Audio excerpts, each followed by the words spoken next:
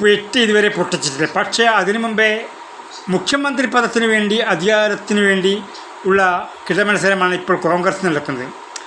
തൊട്ടടുത്ത സംസ്ഥാനമായ കർണാടകയിൽ മുഖ്യമന്ത്രി പദം ഏറ്റെടുത്തത് രണ്ട് കോൺഗ്രസ് നേതാക്കൾ തമ്മിലുള്ള തർക്കത്തിനുള്ളിൽ 2 ആഴ്ച കഴിഞ്ഞിട്ടാണ് കർണാടകത്തിൽ മുഖ്യമന്ത്രി സ്ഥാനം ഏറ്റെടുത്തത്. കർണാടകത്തിലെ ജയത്തിന് പിന്നിൽ പ്രവർത്തിച്ച TK ശിവകുമാറിനെ അകറ്റി നിർത്തി സിദ്ധരാമയ്യക്കാണ് അവിടെ മുഖ്യമന്ത്രി പദം നൽകിയത്. അതിൻ്റെ രോഷം ഇപ്പോഴും പല സംസ്ഥാനത്തിലും പ്രവർത്തിയിലും DK ശിവകുമാറിലുണ്ട്. അതുപോലെ തന്നെയാണ് ഇപ്പോൾ ഇവിടെ കോൺഗ്രസ്സുകാർ തമ്മിൽ അടിക്കുന്നത്. കേരളത്തിൽ UDF അധികാരത്തിൽ വരണമെന്ന് ആഗ്രഹിച്ചത് കോൺഗ്രസ് മാത്രമല്ല, മറ്റുള്ള കക്ഷികളും പിണറായിയോട് വിരോധമുള്ളവരുമുണ്ട്.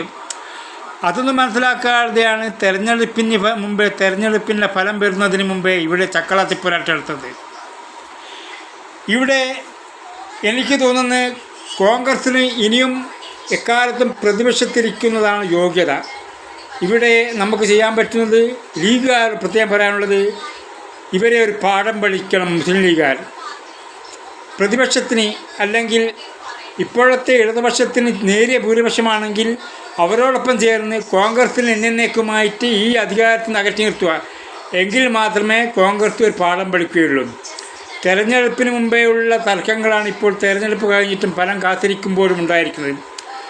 ഇതിൽ നിർണായകമായ പങ്കുവഹിക്കാനുള്ള ലീഗിനാണ്. ലീഗുകാർ ചെയ്യേണ്ടത് കേവല ഭൂരിപക്ഷമെങ്കിലും കോൺഗ്രസ്സുകാരകറ്റാൻ വേണ്ടി പ്രധാന താക്കോൽ സ്ഥാനങ്ങൾ, മന്ത്രിസ്ഥാനങ്ങൾ ലീഗ് ഏറ്റെടുത്ത് കോൺഗ്രസ്സിന് ഇനിയും കേരളത്തിൽ നിന്ന് അകറ്റി നിർത്തുക, അധികാരത്തിന് അകറ്റി നിർത്തുക. അതോടെ കോൺഗ്രസ് കേരളത്തിലില്ലാതാകും. പിന്നെ മുസ്ലിമിൻ്റെ അപ്രമാദിത്വമായിരിക്കും അവിടെ ഉണ്ടാവുക.